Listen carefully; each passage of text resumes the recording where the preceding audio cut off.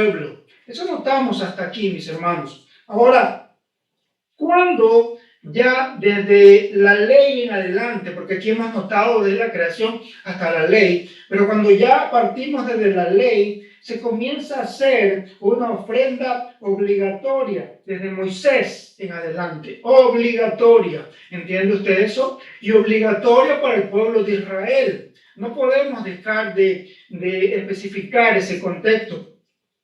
Y notamos, mis hermanos, que la iglesia que ha practicado el diezmo, ¿no? Como diciendo que es de parte de Dios, en cierto sentido sí lo es, por lo que bíblicamente lo encontramos, pero ni siquiera la iglesia ha llegado a cumplir con las demandas del diezmo que se le obligó a Israel. ¿Y por qué le digo esto, hermano? Porque en Levítico capítulo 27 se habla del primero, de una forma primaria, del diezmo del Señor o del diezmo de los levitas o sacerdotes.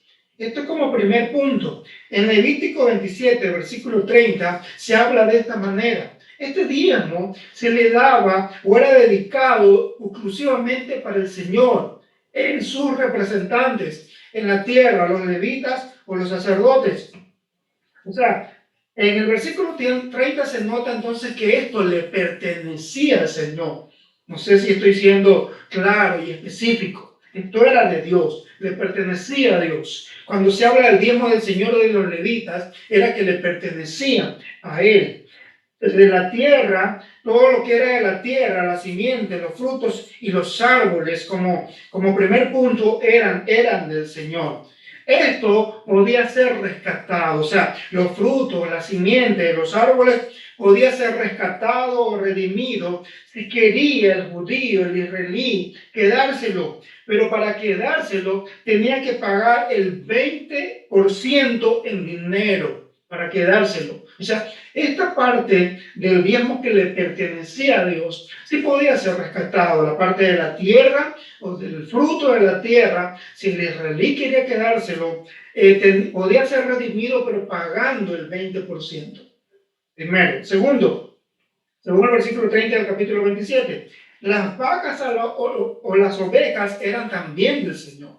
Recordemos que estamos hablando del diezmo del Señor o de los levitas. Pero esta parte de las vacas o las ovejas, todo lo que pasaba bajo la vara, no podía ser redimido, no podía ser rescatado. Esto sí le pertenecía a Dios de una manera a rajatabla, no era como la parte de la tierra.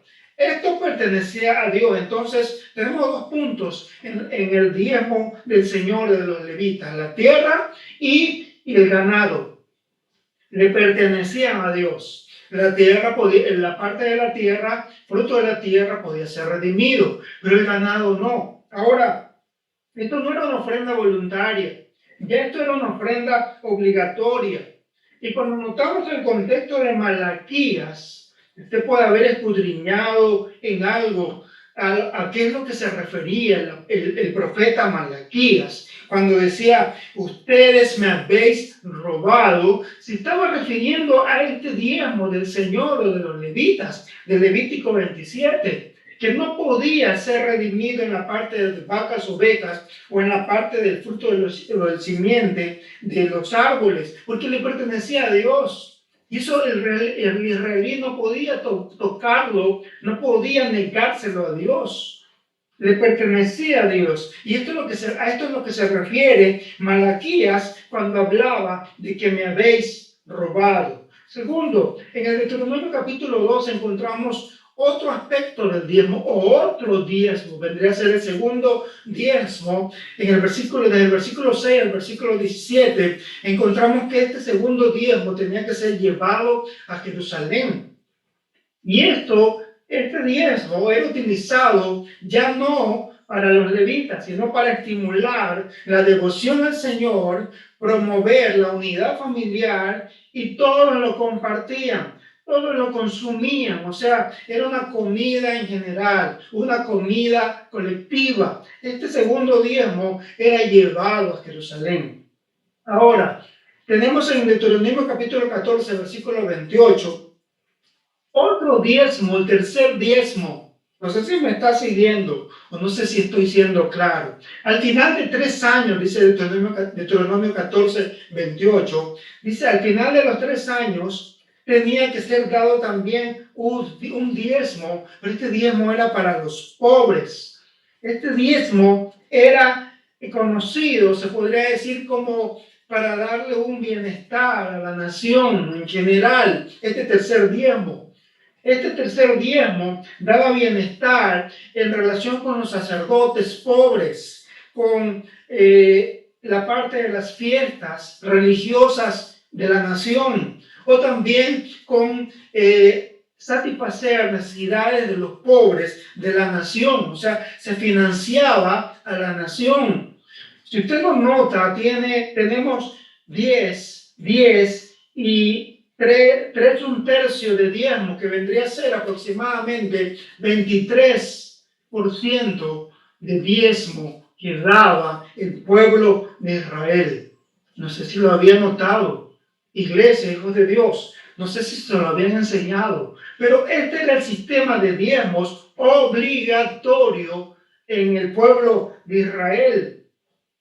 La iglesia no llega a este nivel de exigencia.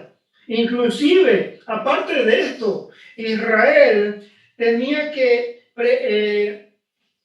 entregar o compartir, repartir ganancias o lo que se conoce como utilidades entre judíos. Levítico 19, del versículo 9 al 10, dice que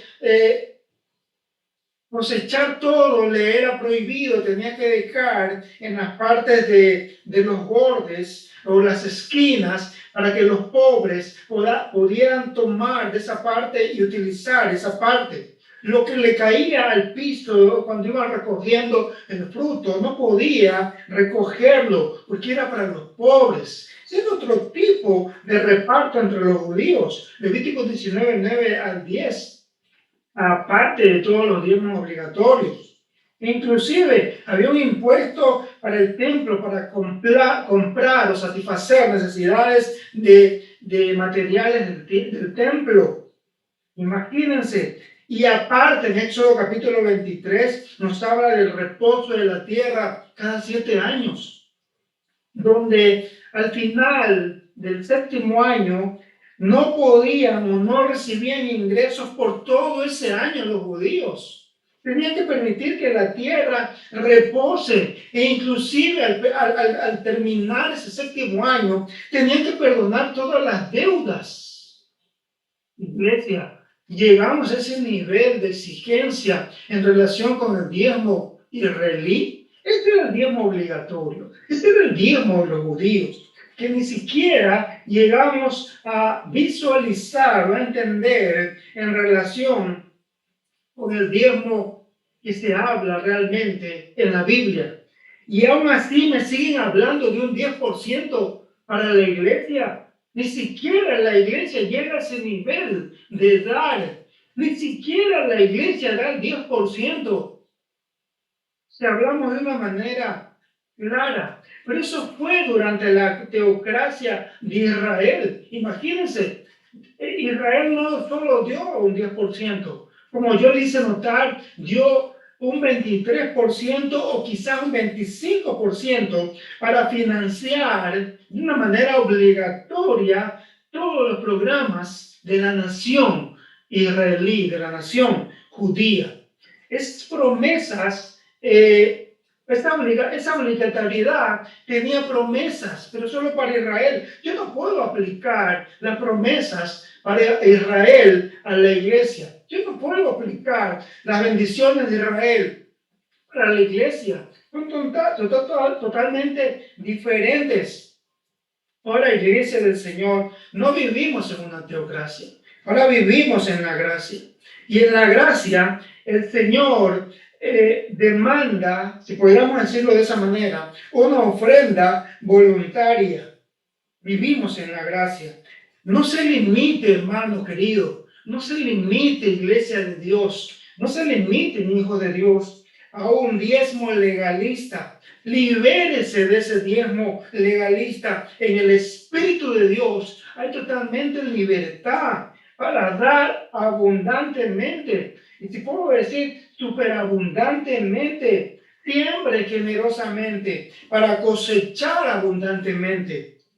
Proverbios capítulo 3, versículo 9, es una forma muy clara que se podría aplicar de un corazón dispuesto que quiere dar generosamente, y es lo que se puede aplicar a la iglesia, dando de las primicias, lo mejor. Lo mejor implica una actitud y también una calidad en lo que doy, no lo peor, no lo que me sobra, no lo que ahorro, y después de lo que ahorro, tomo algo de ahí y lo doy a Dios. No, sino la primicia, lo primero que yo recibo de parte de Dios, pero darle lo mejor a Él. No lo que me sobra, no lo peor, no lo que no necesito, sino lo mejor para Él.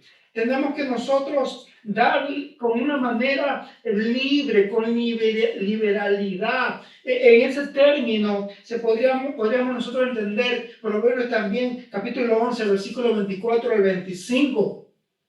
Dar con liberalidad. Y eso es lo que pide el Señor de parte de la iglesia. Dar conforme Dios te dé.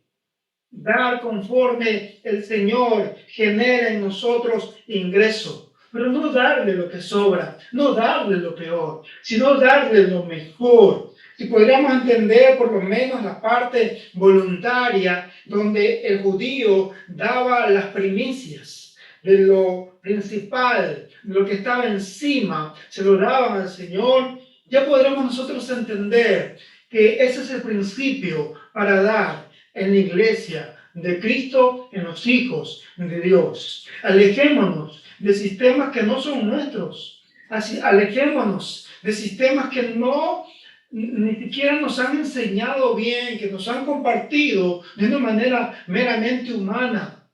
Y no se preocupe si no va a tener un ingreso por los diezmos. La iglesia, los hijos de Dios que entienden el principio de dar, saben que van a tener que hacerlo de una manera en gratitud ante todas las bendiciones de Dios. ¿Por qué se vive por resultados? Oh, si yo ya no enseño el diezmo, no voy a tener dinero. No tienes problema conmigo, no tienes problema con este maestro, no, tienes problema con la palabra del Señor. Iglesia de Dios, que el Señor les bendiga y que el Señor les guarde.